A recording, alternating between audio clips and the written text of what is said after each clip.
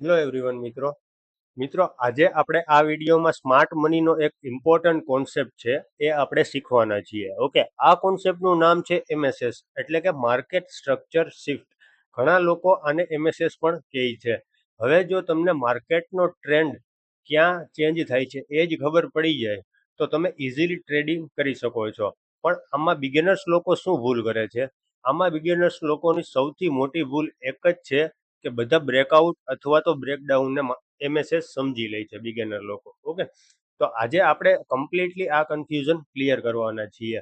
હવે market structure shift એટલે કે એમએસએસ નો અર્થ શું છે, એટલે કે મિનિંગ શું છે. હવે હું તમને સિમ્પલ ભાષામાં કહું તો માર્કેટ એક ટ્રેન્ડમાં આમ ઉપર જતું હોય. ઓકે, માર્કેટમાં બે જ જણા હોય છે, એક બાયર્સ હોય છે અને એક સેલર્સ હોય છે. હવે માર્કેટ લગાતાર higher highs higher low higher highs higher low અને હાયર રાઇઝ આ ફોર્મમાં ઉપર જતું હોય અને માર્કેટ અચાનકથી આ બાયર છે એ નબળા પડે છે અને સેલર્સ પછી આવે છે. એટલે કે લેફ્ટ સાઈડનો પહેલો સ્વિંગ માર્કેટ જ્યારે ક્રોસ કરે છે અને કેન્ડલ ક્લોઝિંગ આવે છે, આને આપણે કહીશું એમએસએસ. હવે અહીંયા ધ્યાન રાખવા વાળી બાબત કઈ છે?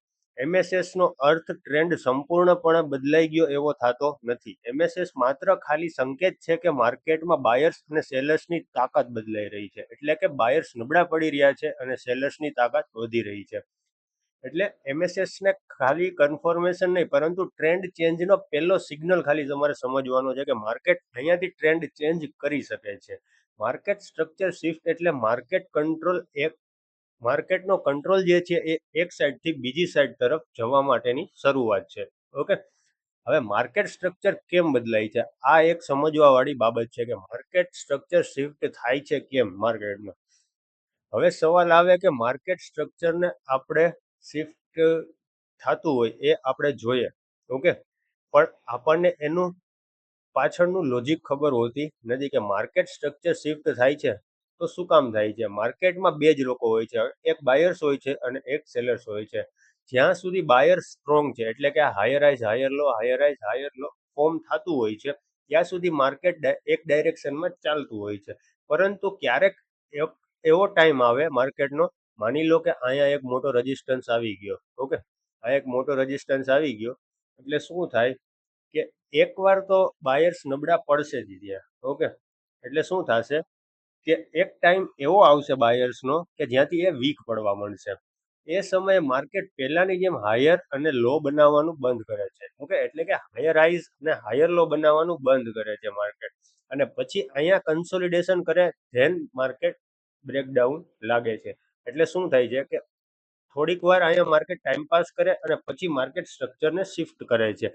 એટલે કે એમએસએસ નો અર્થ માત્ર પ્રાઇઝની મૂવ નથી, પરંતુ માર્કેટની સ્ટ્રેન્થ બદલાય છે. એટલે કે માર્કેટ જે સ્ટ્રોંગ હતું બાયરના હાથમાં એ સેલરના હાથમાં હવે જાતું જોવા મળે છે. આને જ કહેવાય છે એમએસએસ. ઓકે, ઘણા લોકો ઘણા લોકો એમએસએસ એટલે શું કરે છે કે માર્કેટનો પેલો સ્વિંગ લઈ લે, એમએસએસ થઈ ગયું, બસ પૂરું. હવે એમએસએસ ની પાછળનું લોજિક ઘણું બધું છે. સ્માર્ટ મનીમાં બહુ સારું એવું કામ કરે છે અને લોજિક પણ બહુ સારું એવું છે. એમએસએસ ઇમ્પોર્ટન્ટ શું કામ એને છે આટલું બધું? હવે ઘણા ટ્રેડર્સ એન્ટ્રી કેન્ડલ જોઈને લે છે. પ્રોફેશનલ ટ્રેડર પહેલા શું જોવે? સ્ટ્રક્ચર જોવે. માર્કેટનું સ્ટ્રક્ચર શું છે? માર્કેટનું સ્ટ્રક્ચર જો higher highs higher low higher highs higher low form થતું હોય તો માર્કેટમાં એના બાયસ સેલિંગ બાજુના છે, તો માર્કેટમાં પ્રોફેશનલ ટ્રેડર્સ હશે એ શું કરશે કે એ પેલા જોશે કે એમએસએસ ક્યાં થાય છે માર્કેટનું. એટલે શું થશે કે માર્કેટનું સ્ટ્રક્ચર પેલા જોશે, પછી જ માર્કેટમાં એન્ટ્રી કરશે. કારણ કે શું થાય કે જો સ્ટ્રક્ચર તમને બતાવે છે કે માર્કેટ હજુ પણ ટ્રેન્ડ કન્ટિન્યુ કરશે અને હવે ટ્રેન્ડ ચેન્જ થવાની શક્યતા છે. ઓકે, એટલે શું થશે માર્કેટ જ્યારે એમએસએસ કરે છે ત્યારે ચેન્જ થવાની શક્યતા થશે. એટલે એમએસએસ તમને માર્કેટની ડાયરેક્શન વિશે અર્લી ઇન્ફોર્મેશન આપે છે ખાલી. હવે તમારે જોવાનું છે કે એમએસએસ અને ટ્રેન્ડ ચેન્જનો સંબંધ શું છે આમાં. હવે અહીંયા તમને એક વાત ક્લિયર કરી દઉં. માર્કેટ સ્ટ્રક્ચર શિફ્ટ દેખાય એટલે તરત જ ટ્રેન્ડ ચેન્જ થઈ જાય એવું નથી. ક્યારેક એમએસએસ પછી માર્કેટ થોડુંક રિટ્રેસ પણ કરે છે. ઓકે, એટલે ક્યારેક ફેક શિફ્ટ પણ આપે છે. એટલે એમએસએસ ને એકલો યુઝ કરવાનું આપણે યોગ્ય નથી લાગતું. ઓકે, હંમેશા બીજા કન્ફર્મેશન સાથે યુઝ કરવાનું, જેમ કે market structure, supply and demand zone, liquidity અથવા તો પ્રાઇસ એક્શન. એમએસએસ ખાલી સિગ્નલ આપે છે, ડાયરેક્શન આપતું ડિસિઝન આપતું નથી. ઓકે, હવે બિગિનરની સૌથી મોટી 5 ભૂલ એમએસએસમાં કઈ ભૂલ કરે છે. હવે આપણે વાત કરીએ બિગિનર્સની 5 મિસ્ટેક એવી. એમાંથી પહેલી ભૂલ છે કે દરેક હાઈ અથવા લો બ્રેકને એમએસએસ સમજી લે છે. આ પહેલી ભૂલ છે બિગિનર્સની, કે બધા હાઈ લો બ્રેક થાય એને એમએસએસ સમજી લે છે. બીજી ભૂલ શું છે, એમએસએસ દેખાતાની સાથે જ એન્ટ્રી લઈ લે છે, પણ જ્યારે માર્કેટમાં એમએસએસ થતું હોય ત્યારે માર્કેટ આવી રીતના થોડુંક રિટ્રેસમેન્ટ લે છે ને ધેન ફોલ થાય છે, પછી જ માર્કેટ પોતાનો ટ્રેન્ડ ચેન્જ કરે છે. ત્રીજી ભૂલ શું કરે છે કે હાયર ટાઈમ ફ્રેમને ઇગ્નોર કરી દે છે, એટલે કે મોટા ટાઈમ ફ્રેમનો રજિસ્ટન્સ હોય તો એને ઇગ્નોર કરી દે છે અને ડાયરેક્ટ નાના ટાઈમ ફ્રેમમાં ટ્રેડ લે છે, તો એના હિસાબે તમારો સ્ટોપ લોસ આવે છે. જો હાયર ટાઈમ ફ્રેમ કંઈક અલગ બતાવતો હોય અને નાના ટાઈમ ફ્રેમ પર તમે એમએસએસ જોવો છો તો ટ્રેડની પ્રોબેબિલિટી બહુ ઓછી થઈ જશે વિન થવાની. ઓકે, હવે આ વિડીયો સોરી હવે આ વિડીયોથી મિત્રો તમને શું શીખવા મળ્યું, કે આજના વિડીયોમાં આપણે ખાલી સિમ્પલ એક માર્કેટ સ્ટ્રક્ચર શિફ્ટ જોયું છે કે કેમ બને છે ટ્રેડિંગમાં અને એનું ઇમ્પોર્ટન્સ શું છે. યાદ રાખજો મિત્રો, એમએસએસ કોઈ મેજિક એન્ટ્રી સ્ટ્રેટેજી નથી. આ ખાલી તમને માર્કેટ રીડ કરવા માટેનો કોન્સેપ્ટ છે કે જે તમને માર્કેટને સમજવામાં મદદ કરે છે. માર્કેટમાં કંટ્રોલ કોના હાથમાં જઈ રહ્યો છે એ ખાલી તમને સમજવામાં મદદ કરે છે.